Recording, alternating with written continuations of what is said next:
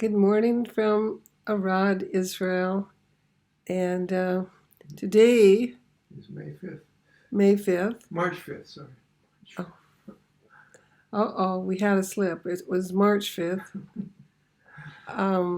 You might want to take that out. That's all right. Okay, anyway.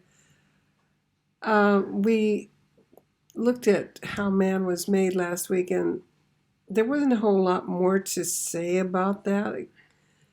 There was something that came up that I would have added, but it's not enough for one whole tape. So today we're going to start with, I want to do a Bible study of Isaiah Okay. 7 through 14. Okay.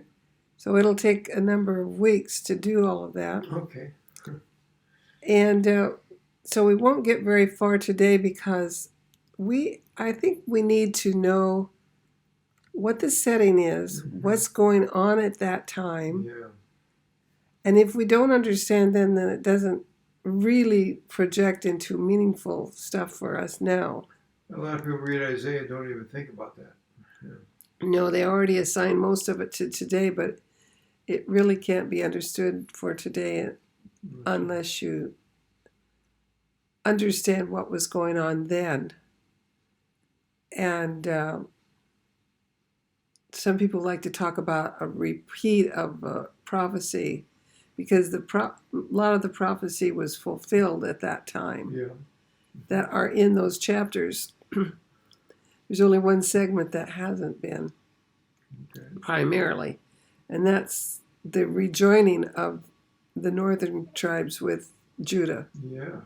Okay.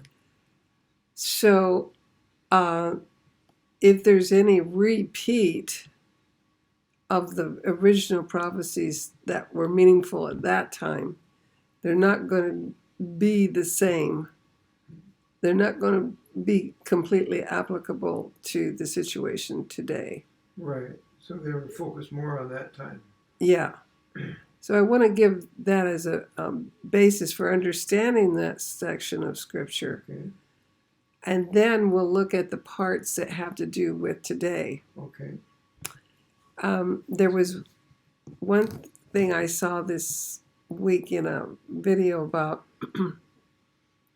a mention of the lost tribes. This person was looking for something else. He's an archaeologist. Okay. And he went to Afghanistan, Oh. Pakistan and Afghanistan. Wow. And he just in passing, he mentioned the Pasha. It's a huge tribe in that area. Right.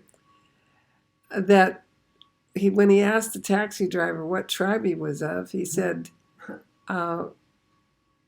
Ben Israel. Yeah. He says, I'm of the sons of Israel. So then he asked him what his name was, and his name was Reuveni, which meant that he was a Reubenite. Mm-hmm.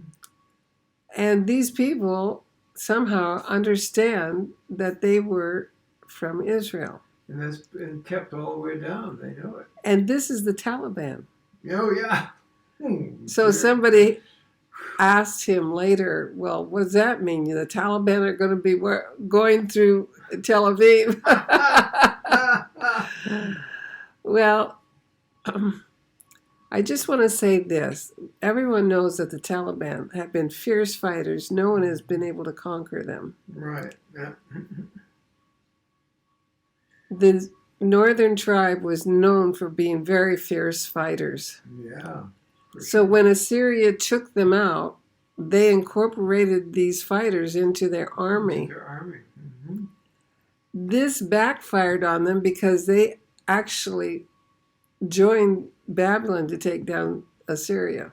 Oh, wow. And these are just some known facts if you go back into history.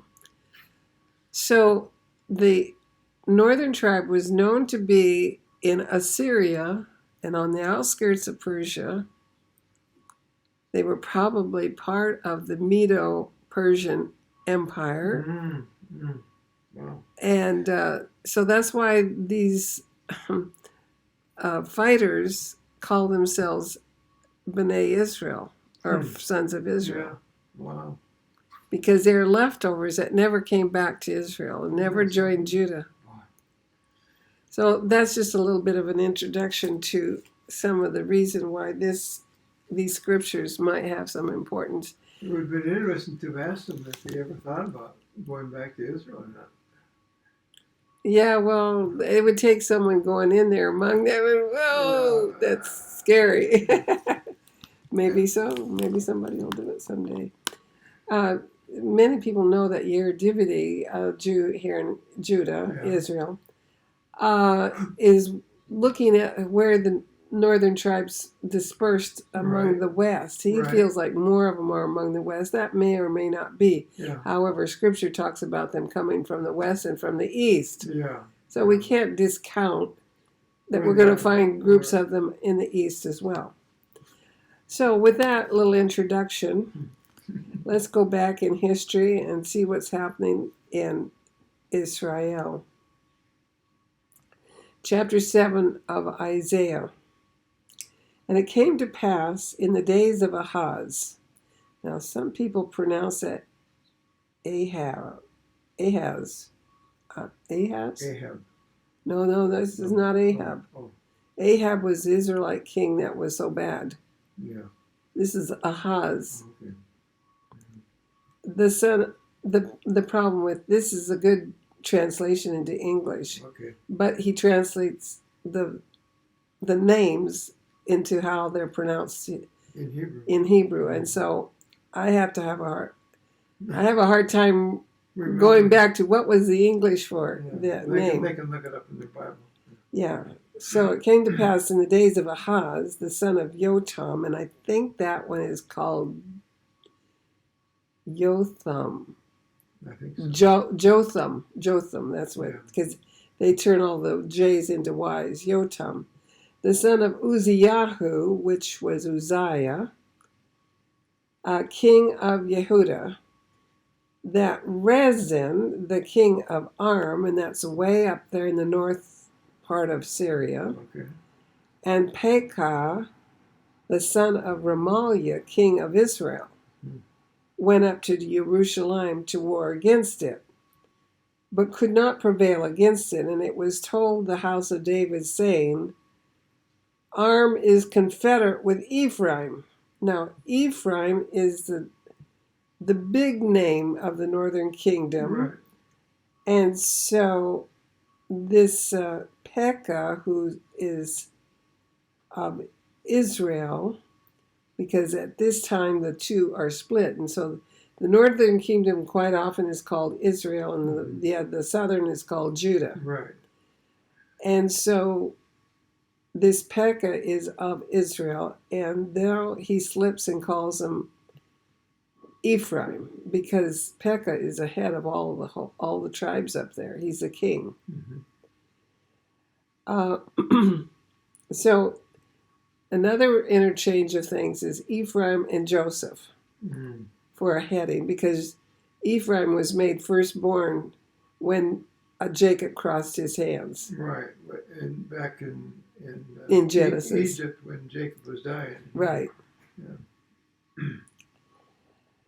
And his heart was moved in the heart of his people as the trees of the forest are moved with the wind. That's the Judah king. He's scared. That's Ahaz. He's scared. Now, we've mentioned quite a few names there, and so I want to give you a list. I want to read off the list of kings in both groups, because that'll put it into some kind of a context. I have, from a good friend of ours, lined these all up, and you can see across which one reigned when a king in the northern kingdom reigned and when it and so forth. But I read a lot about this build-up in 2 Kings 15. It says Pekah began to reign in Israel in the 52nd year of Uzziyahu. And another name for him is Azariah. Now, I can't remember Uzziah. Azariah, I can't remember how it's said. in the English Bibles. He had been a general in Israel's army, and he killed the king Behahiah and took his place. Okay, there's a lot of killing that goes on in the northern kingdom, Israel. And what they do is one guy kills somebody, and then he takes his place as king. So there's no there's not very much son of. After Ahab, or Ahab, they pronounce it, there's a lot of switching. There's no dynasty like there was up until that time. I'm going to give the kings of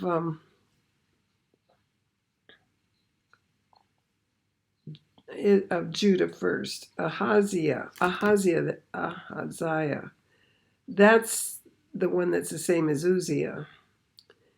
His son is Joram. No. This is king of Israel. Ahab is Ahab. Where did my kings of Judah come? Oh, that's right. There's not very many of them. There's a lot of the kings of Israel. Okay, so I'm going to start with Ahab because everybody knows him. That's Judah, right? No, this is Israel. And Ahaziah is his son, and Joram is his grandson. Okay. Then Jehu comes along, and he's a general. Yeah, he wasn't related to these. No. He gets anointed king by Elisha. He goes in and kills Joram. Yeah. And sends the people up to throw Jezebel down out of the window. Ahab is already gone. Yeah. And that finishes off Ahab's dynasty. Right. Then Jehoahaz follows Jehu. Then we get Jeroboam II. And then after him, we get Zechariah that only reigns 2 months. And then a Shallum, and I don't think he lives much longer, about 6 months. And then Menachem, and then 2 years of Rehabiah, and then we get Pekah. He is not the son of Rehiah. It says he is the son of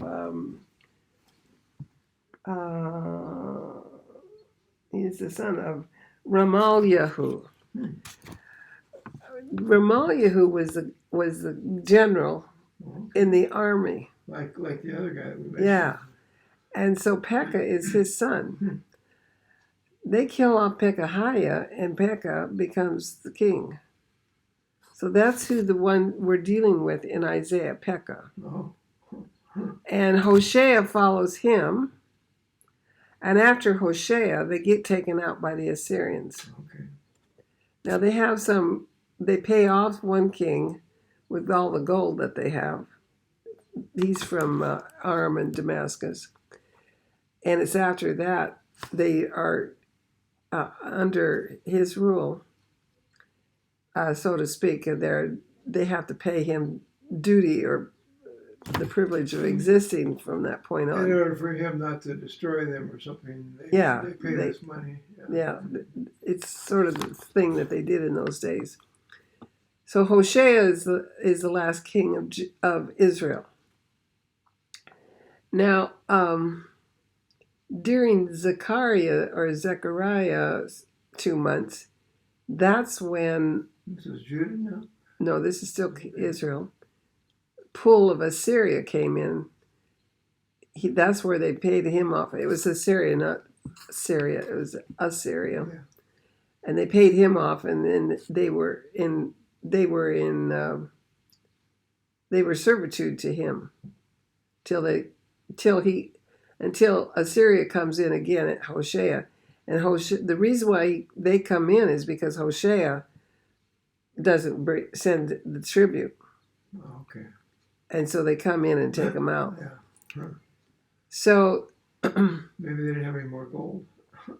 Yeah, maybe not. Well, they used their crops to pay off some of it. So Jotham or Jotham is the son of Azariah or Uzziah, and his son is Ahaz.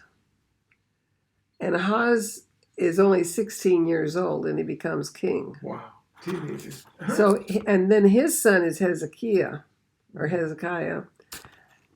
You're talking about Judah now. yeah, those are the four kings. 1, 2, 3, 4. Those are the 4 kings that ruled during all the time that these other 4 Okay. lists that I gave of Israel. Yeah, it really takes a chart to show that because it can It's be 10 hours. Yeah, because oh dear, I've had I've had my paper up in front of my paper. Sorry about that. Anyway, yes, that's why the number of Israel kings are so much greater than the 4 of the Judah kings. So that's where we are. And now you know where this Pekah comes from. He comes from a general of the army. And we didn't get very far today, and I'm sorry I had my paper in front of my face. So I don't know what you've seen all this time, but this video is being made for Frank Mecklenburg. So this is why the Judah people and the king of Judah, Ahab, who doesn't believe very much, Ahaz, not Ahab, Ahaz, and they're shaking in their boots because they know that this northern kingdom's army with the Syrian army are really a strong bunch. They're hard to beat. Oh, yeah. So that's why they're shaking in their boots. So we'll start with verse 2 next time, and we'll get a little further along in the story. Okay. And now you'll understand why an unbeliever like Ahaz doesn't want a sign from God. Okay, this will be interesting. Yeah. He doesn't believe in that God can do anything. Okay.